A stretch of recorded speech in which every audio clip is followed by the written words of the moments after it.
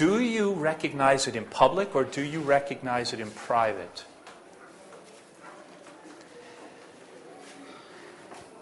To me, Sonam, it depends on the safety level and the trust and the rapport the class has. If the safety level and the trust within the class members is very high, I think a teacher can use their judgment about even giving negative feedback in front of others. If there is any risk at all of negative feedback to a student, other students taking advantage of that student and hurting her or him, then I would recommend not giving negative feedback in public, because it can be used as a weapon against that person.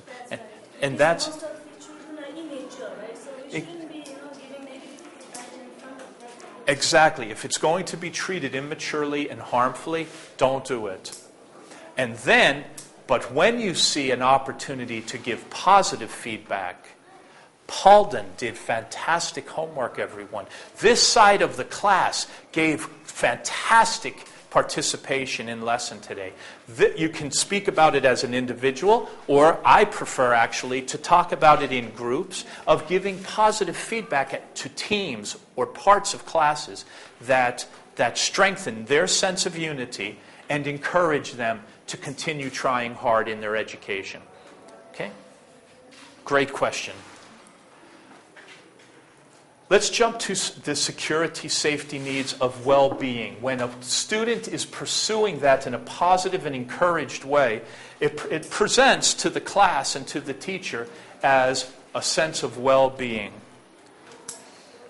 When a student functions in a classroom or in a school with competence and recognition, people are noticing their competence, it will tend strongly toward them having experiences of well-being. I am doing well and others appreciate it.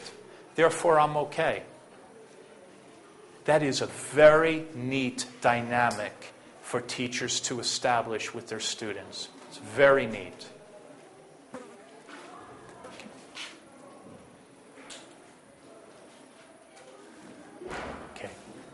Any questions about competence, recognition, or well-being? We had Sonam's question about how do you recognize well? Are we okay? Yes. Yes, Dolka. What might teacher do when child is doing an unhealthy power?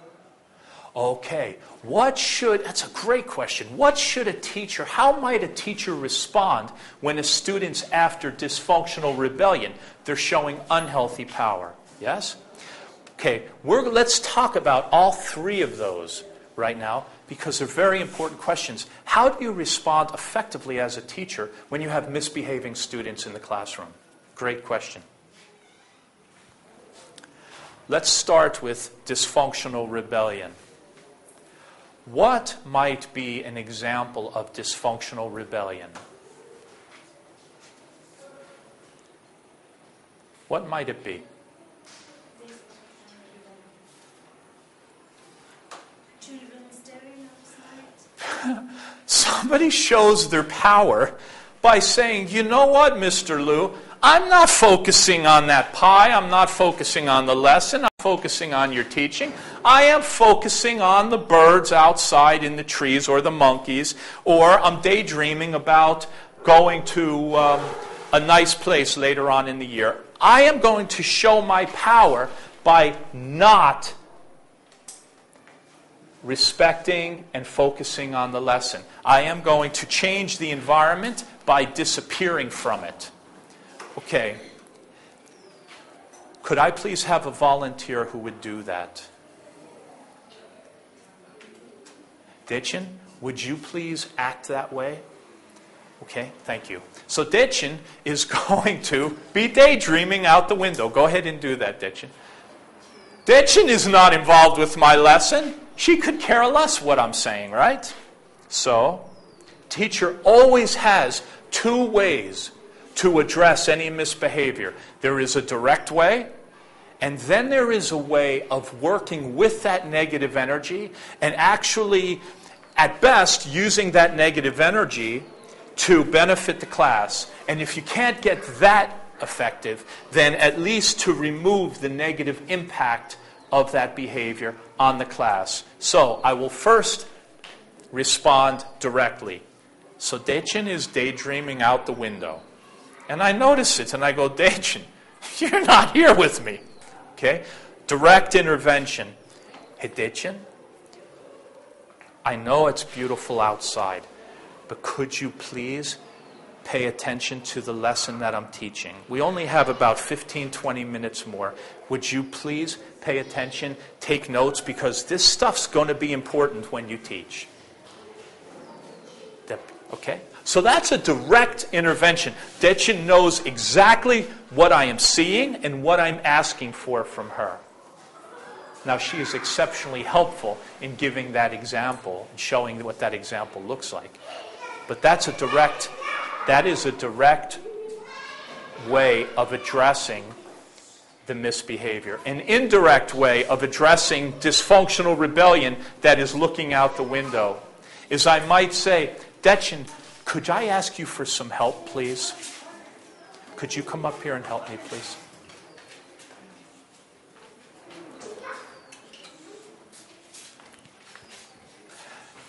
Daechin, could you please draw an animal around this, this, and this? Whatever animal you would like to draw will work great. What I'm doing there, you guys, is I'm taking the student's power and I'm asking her to use it in a competent way.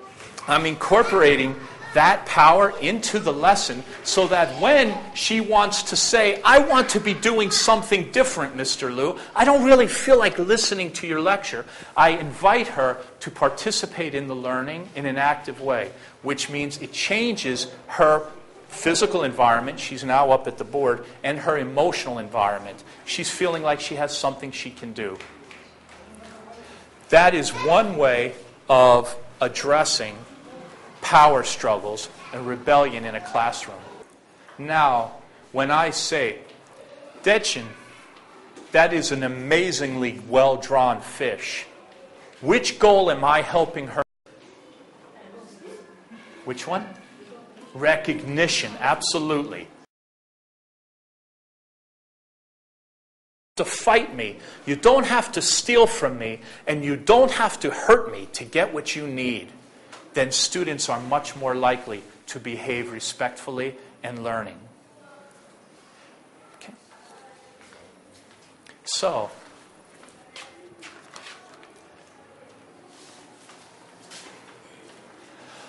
what is a way of a student stealing attention?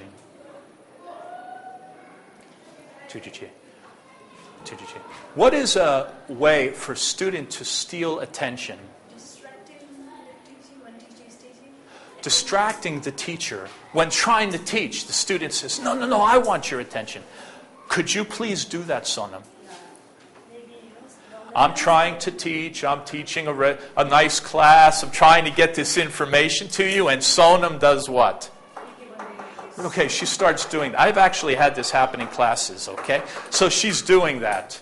A direct way of dealing with that. Sonam, I am trying to teach. When you start banging on the desk, it distracts all of us from what I'm trying to teach the class. Could you please stop? Okay? That is one way of addressing the misbehavior, is to say what you are seeing, for the teacher to say what the teacher is seeing, and to ask for it to stop. An indirect way, another way of using that need for my attention that can have it stop distracting from your learning. Thank you much. To have it stop distracting is, I might say, Sonam, could you please come here?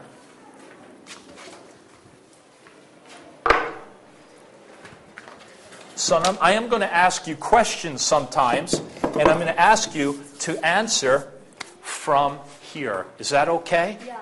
Okay. Now, even though I am talking to you from over here, Sonam knows there is some part of my mind that realizes I have a student sitting next to me, which gives her attention without her ding, ding, ding, ding, ding, ding, ding, ding on the desk. So now I can teach. Okay? It's nice having you up here, Sonam. Let's talk about revenge and threats. Revenge and threats come when a student says, I am not going to feel okay here. And you know what? Because I don't feel okay here, and I don't expect to feel okay here, I'm going to make the teacher and or any students feel terrible. So I am going to hurt their feelings, or I am going to physically hurt them, or I'm going to verbally threaten them. Okay? So, Pasang, would you help me with that one, please? Okay. Pasang, may I see your homework, please? We're going to play as if I'm checking Pasang's homework from last night. And Pasang didn't do his homework. And he's getting all nervous. So he says, you know what, Mr. Liu? You make me nervous? Let's see what happens. Let's watch what happens. Pasang, may I see your homework, please? I don't have. You don't have your homework? Yeah. Okay, did you do any of your homework? No. Okay. Pasang, I really need you to be doing your homework when I